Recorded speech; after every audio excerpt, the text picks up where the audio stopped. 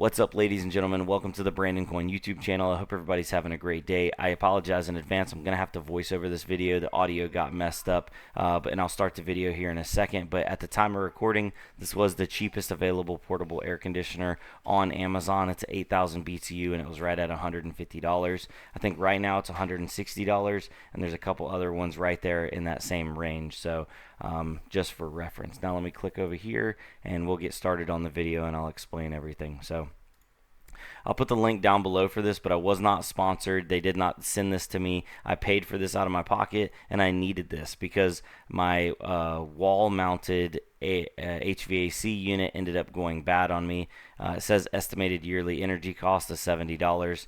I doubt that because we're in North Carolina, and I'm going to be running this thing like crazy. So I got the plastic off. It's got a timer, a speed setting for low and high, swing, so it like automatically swings it from left to right. The up and down adjustment is manual. You can turn the temperature up and down. It has an actual temperature control. It's got a sleep setting, and then the modes are fan, dry, and cool. It does not have a heat function, so it only will fan, dry, or cool. Just for reference. Turning it around, it's got a filter on the bottom. It's got like a metal screen inside this. You can see it right here when I move the camera back. It's in there. It's like a mesh screen. And then it has another screen up on top. And these are both intakes. So another metal screen right there. Not right there, but right here. You'll see it right there. So that's the only filtration it's got. On the back side, it's got some hooks so you can wind up the extra cord if you need to. Right there. That's some kind of mount for something. That's where the exhaust hooks up to. There's the exhaust tube. Here's the exhaust adapter that slides in there. Fun fact, it is easier to expand the tube out and then twist it into those fittings before you put it on the machine.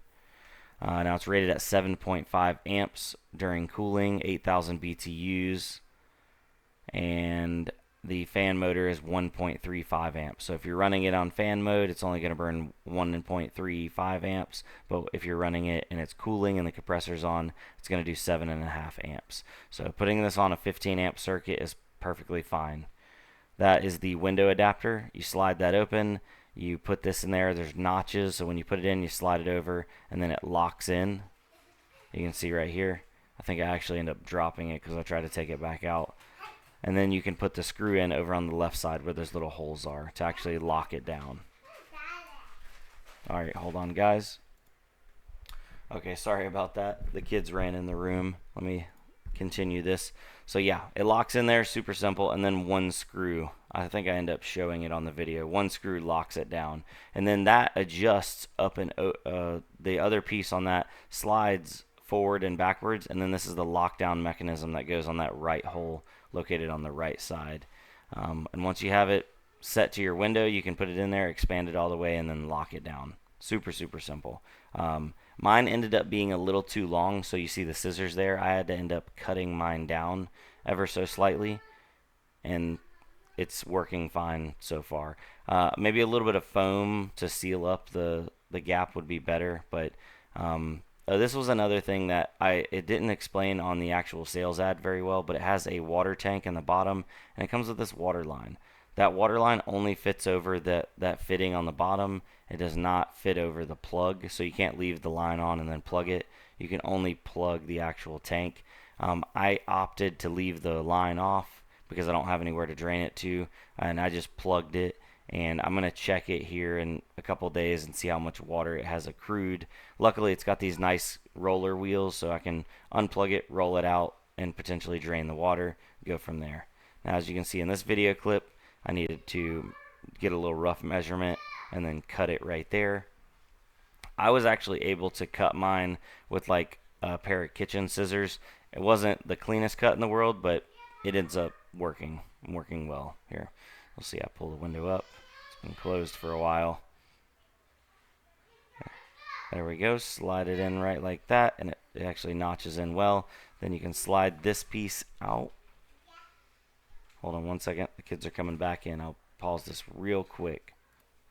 Alright, they're all good. So yeah, you slide that piece out right there, and then you use that little wing nut to lock it down. And this is where I say you can use a little bit of foam, like some padding material, or I saw where other people were using like a white, it was like a HVAC tape, and they were taping up the joints. Either one of those would be fine, to make a better seal. And now I have the hose hooked up. I have it turned on. You can see right here I have it too close to the couch, and I noticed it wasn't pulling air very well. This is what I'm talking about in here. And I ended up putting a piece of the old plastic as a shim so it can pull air.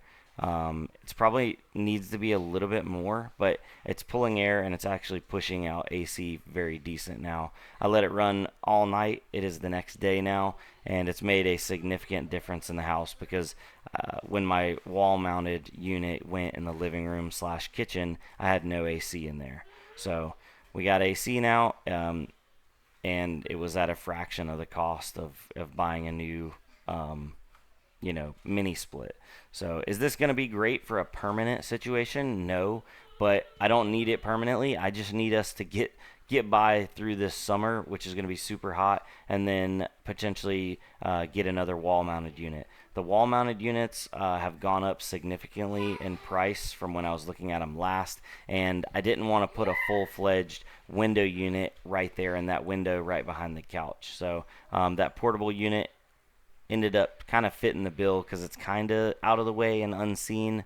My wife's still not crazy about it, but for $150 to put some AC in there, especially when it's getting this hot, it was well worth it. I'll report back if we have any issues with it, and I'll link that down below and probably like a pinned comment. But yeah, so if you end up needing to find it, it will be tagged down below, and I appreciate it, guys. So with that being said, y'all have a good one. Let me know if you have one of these and if you've had any issues out of it. And other than that, I'll see y'all on the flip side. Adios.